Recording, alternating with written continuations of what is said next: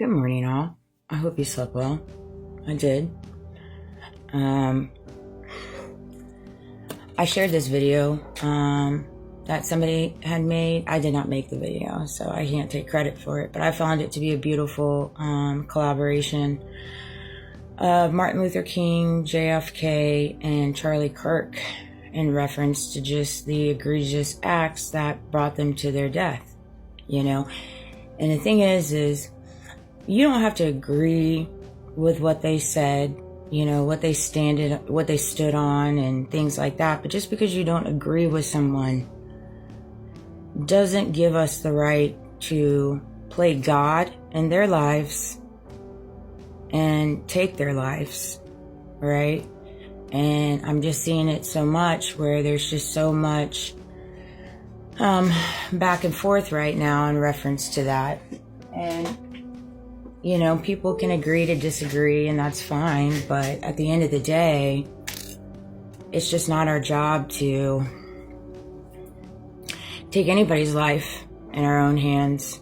And so the fact that we live in a world now where there's so many that do so, whether they actually take somebody's life or they exploit and do all these things in the back, those are all forms of taking somebody's life in their own hands. And that's the world we've created now, seeing as we live in a dark moments of of America, that are demonizing, really.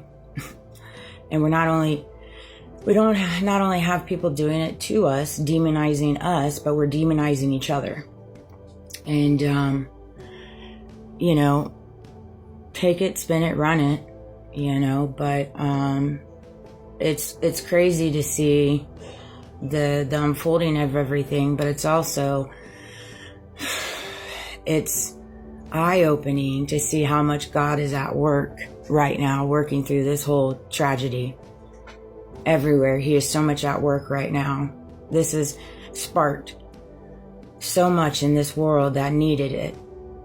And Charlie lived a purposeful life that he felt and God felt that he was designed to live. And he took his last breath in purpose, walking courageously, man. And his legacy will forever live on, just like MLK and JFK. Those are legacies that will live on forever. And nobody can take that away from them. Whether you agree with them or not, their legacy is going to forever carry. You know? And so it came to me last night in my dreams. I have to work today. I have to work both my jobs today, so this is probably going to be my only video I make today. Got busy day. That said, it was funny. Mom's like, geez. I'm like, yeah, God didn't raise no B. I don't say mama no more. I don't. I say God and universe. Because quite frankly, I feel like they've raised me in different ways. You know, I carry many traits and stuff like that from my background as a child and a young adult and into an adulthood. But for the most part, I feel like God and universe has raised me based off all the trials and tribulations that I have walked through in my life. And I see that now.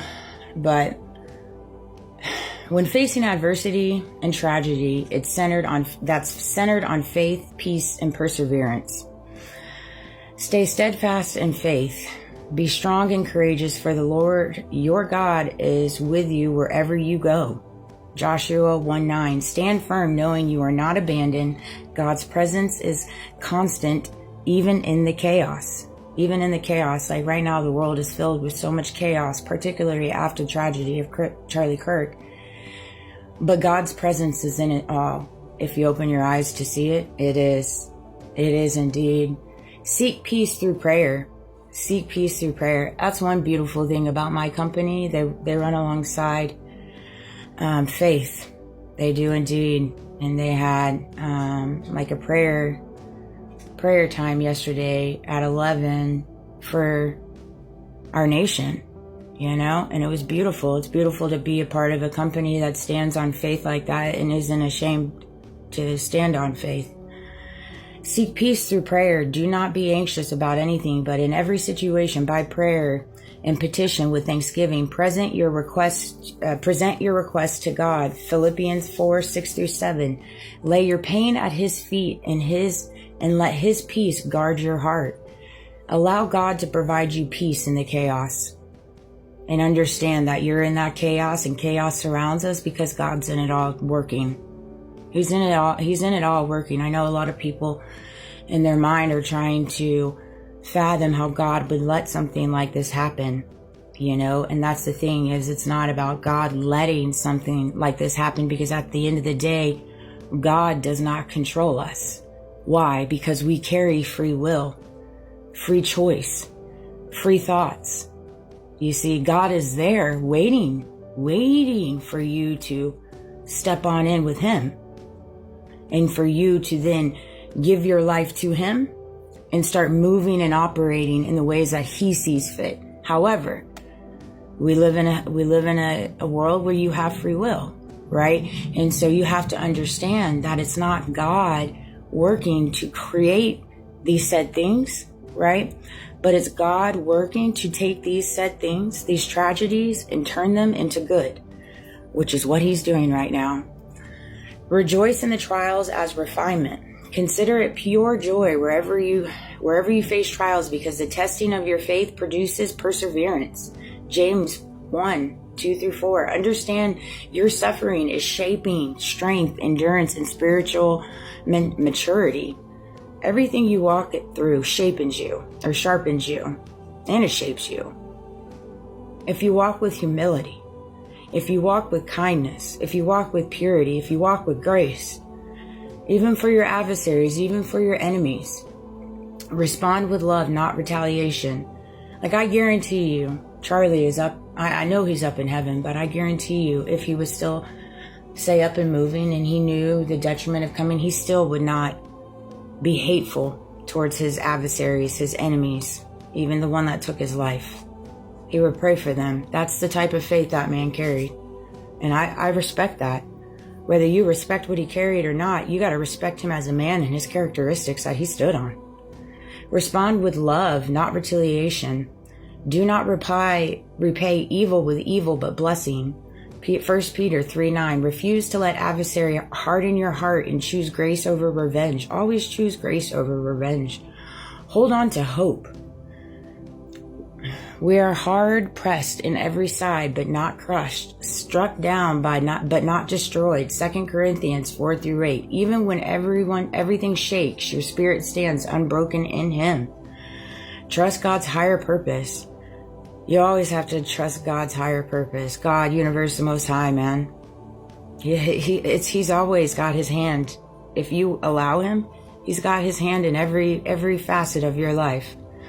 And sometimes even when you don't allow him, he's still there. He's still there. Although you have free will, he's still there. He's always there. That's why he's always in the details. He's always in the rooms. He's always in the group chats. He's always in the conversations. He's a part of everything. And he is. I'm a walking testament of that.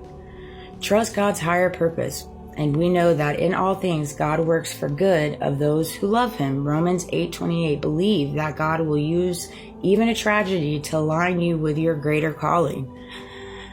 And that's the thing. All tragedies can be aligned with a greater calling if you allow it. The Bible calls us to respond to adversity, not with fear or bitterness, but with faith, peace, endurance, compassion, and hope. Trusting that every storm is a part of God's refining path to your destiny.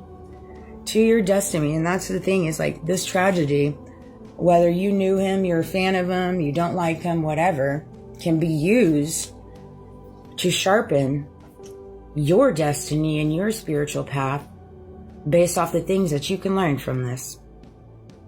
The things that you can learn from this. And what can you learn from this? That it is okay for people to not agree with you and share their stories, share their testimony, share their beliefs, share their opinions. And understand that we have to get to a world where we allow people to be who they are, whether we agree with them or not. Whether we agree with them or not. And that is the culprit of all this. That's all it stands on. It's just wanting to silence people, And so I hope this video resonated, but it was on my heart because I see what